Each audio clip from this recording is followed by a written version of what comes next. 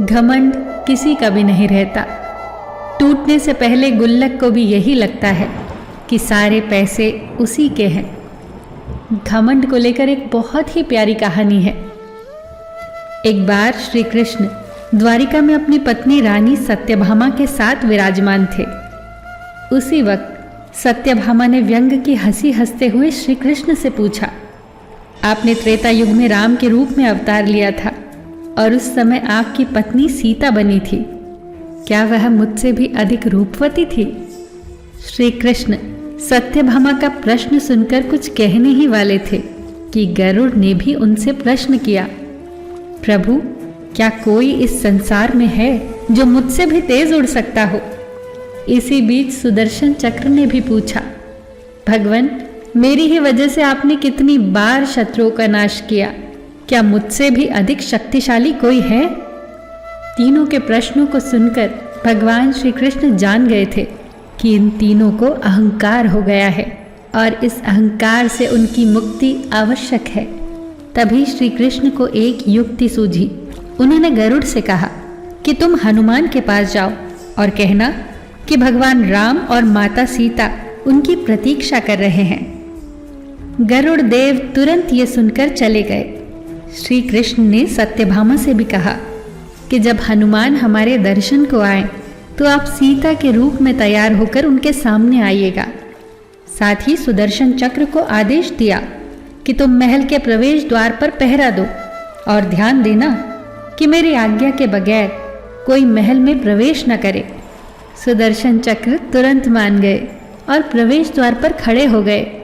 उधर श्री कृष्ण भगवान राम के रूप में आ गए और दूसरी तरफ गरुड़ देव हनुमान जी के पास पहुंचे और उनसे कहा, हे वानर श्रेष्ठ, प्रभु श्री राम और सीता आपको द्वारिका के दरबार में बुला रहे हैं। आप मेरे साथ चलिए, मैं तुरंत ही आपको पहुंचा दूंगा। हनुमान जी ने सादर भाव से कहा कि आप आगे चलिए बंधु, मैं आता हूँ। गरुड़ देव ने सोचा कि हनुमान जी तो कितने बूढ़े हैं, पता नहीं कब पहुँचेंगे। मैंने तो अपने प्रभु की आज्ञा का पालन कर दिया है, अब इन्हें जब आना होगा तब आएंगे। ऐसा सोचकर वो उड़ चले और जैसे ही द्वारिका पहुँचे तो उन्होंने देखा हनुमान जी उनसे पहले वहाँ पहुँच चुके हैं। गरुड़ का सिर लज्जा से झुक गया। हनुमान जी आगे बढ़े तो श्री कृष्ण को राम के अवतार में देखकर प्रणाम किया। कृष्ण ने कहा, हनुमान तुम अंदर कैसे आए? क्या किसी ने तुम्हें द्वार पर रोका नहीं? इस पर हनुमान जी ने अपने मुख से सुदर्शन चक्र बाहर निकाल कर रख दिया। हनुमान जी ने कहा, प्रभु आपसे मिलने से मुझे भला कौन रोक सकता है? चक्र ने थोड़ा प्रयास किया था, इसीलिए मैंने इसे मुंह में दबा लिया। भगवान मुस्कुराने लगे। सत्यभामा अभी भी सीता के रूप में हनुमान के सामने बैठी थी। हनुमान जी ने तुरंत श्री कृष्ण से कहा, हे प्रभु आपको तो मैं पहचानता हूँ, आप श्री कृष्ण हैं और मेरे प्रभु राम भी, लेकिन माता सीता के स्थान पर आपने किस दासी को इतना सम्मान दे दिया कि वो आपके साथ सिंहासन पर विराजमान है? इतना सुनते ही सत्यभामा की आंखें भर आई और उनका घमंड चूर चूर हो गया। साथ ही सुदर्शन और गरुड़ भी लज्जित हो गए और उन्हें समझ में आ गया कि वो घमंड में अंधे हो गए थे, जिसका टूटना अवश्यंभावी था।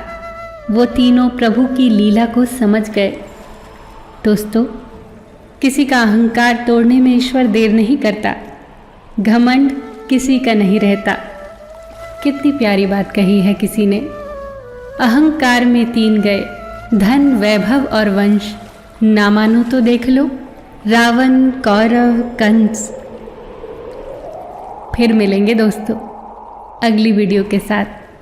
तब तक के लिए अपना ख्याल रखना और हमेशा मुस्कुराते रहना।